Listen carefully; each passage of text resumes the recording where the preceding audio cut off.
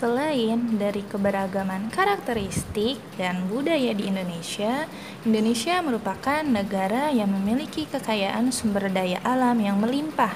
Ketersediaan sumber daya alam di suatu daerah dipengaruhi oleh keadaan atau kenampakan alamnya. Keragaman sumber daya alam di Indonesia mempengaruhi kegiatan ekonomi atau mata pencarian rakyatnya. Nah, jika kalian buka halaman 29, kalian akan menemukan usaha pemanfaatan sumber daya alam yang dapat dikelompokkan menjadi beberapa jenis. Yang pertama, usaha agraris, berkaitan dengan pengelolaan tanah atau air, seperti pertanian, perkebunan, perikanan, dan kehutanan. Yang kedua, usaha ekstraktif, yang mengelola penggalian, mengambil dan mengumpulkan kekayaan alam yang sudah tersedia seperti usaha pertambangan atau pembuatan garam. Yang ketiga adalah usaha industri yang mengelola bahan mentah menjadi barang siap dikonsumsi. Bahan mentah ini berasal dari alam. Dan yang keempat, usaha jasa seperti jasa angkutan, pergudangan, dan perairan. Nah, usaha jasa di sini seperti kereta api, pesawat terbang, kapal laut, dan yang lainnya. Nah, jika pada halaman 29 kita mengetahui kegiatan dalam masyarakat dengan kegiatan pemanfaatannya, sekarang kita akan memahami jenis sumber daya alam.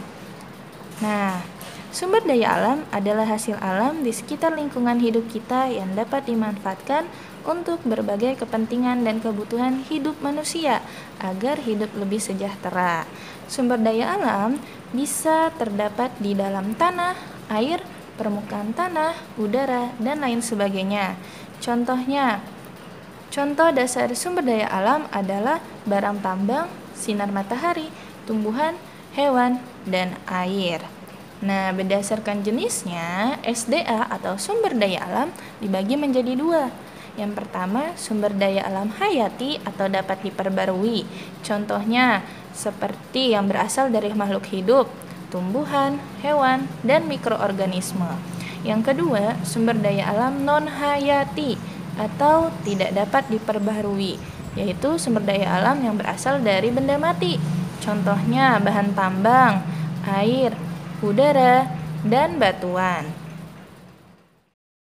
Selain itu, salah satu bentuk pelestarian makhluk hidup yaitu berupa konservasi terhadap hewan dan tumbuhan. Nah, jika kalian mendengar kata konservasi, maka kalian akan mendengar kata Polisi Kehutanan Indonesia. Polisi Kehutanan Indonesia adalah nama sebuah jabatan fungsional pegawai negeri sipil dalam lingkungan pegawai instansi kehutanan pusat maupun daerah. Polisi Kehutanan bukan merupakan bagian dari Kepolisian Republik Indonesia. Salah satu tugas Polisi Kehutanan adalah melaksanakan perlindungan dan pengamanan hutan, kawasan hutan, hasil hutan, tumbuhan, dan satwa liar. Serta kalian juga dapat melestarikan dengan cara konservasi in situ dan ex situ. Coba perhatikan halaman 124. Pada halaman 124 akan dijelaskan jenis pelestarian secara in situ dan juga ex situ. Pelestarian secara in situ adalah pelestarian makhluk hidup yang dilakukan di dalam habitat aslinya. Contohnya ada suaka marga satwa, cagar alam, taman nasional, taman wisata, dan yang lainnya. Serta pelestarian secara ex situ adalah pelestarian makhluk hidup dengan mengeluarkannya dari habitat asli dan dipelihara di tempat lain. Contohnya kebun koleksi, kebun raya, kebun binatang, dan kebun botani. Jika tadi kalian sudah memahami jenis sumber daya alam, nah, sumber daya alam dibagi menjadi dua, sumber daya alam hayati atau yang dapat diperbaharui dan non-hayati yang tidak dapat diperbaharui. Untuk hewan dan tumbuhan termasuk sumber daya alam hayati atau sumber daya alam yang dapat diperbaharui. Nah, untuk itu jika kalian ingin mengetahui manfaat dari hewan dan tumbuhan, silakan kalian baca halaman 62 dan 61. Serta pada halaman 105, kalian akan memahami pentingnya pelestarian makhluk hidup di lingkungan sekitar, serta beberapa contoh tindakan pelestarian hewan dan tumbuhan, dan juga tujuan dari tindakan pelestarian tumbuhan dan hewan pada halaman 105.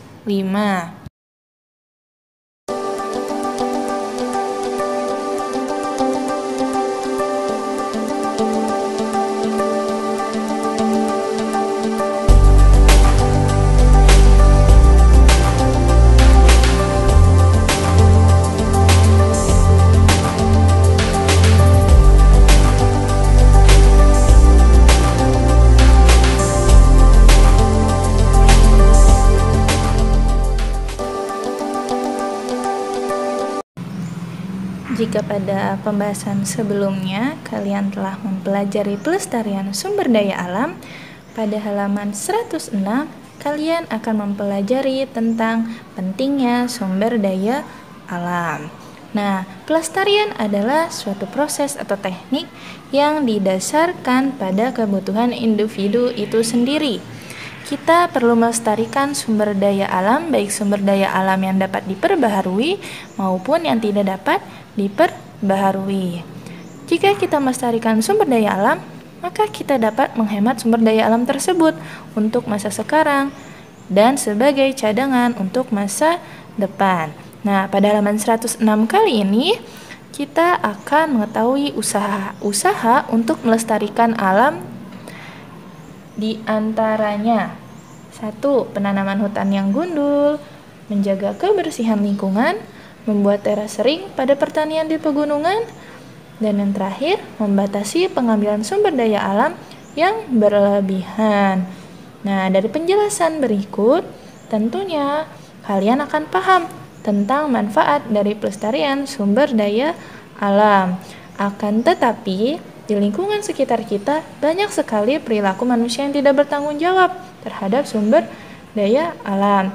Oleh karena itu, kita sebagai makhluk Tuhan yang sudah tahu usaha-usaha apa saja untuk melestarikan alam, mari kita berikan yang terbaik untuk alam di sekitar lingkungan kita.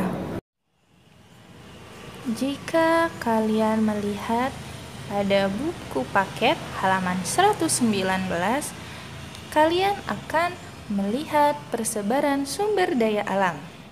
Semua makhluk hidup pasti memanfaatkan sumber daya alam. Di Indonesia, sumber daya alam tersebar di berbagai daerah.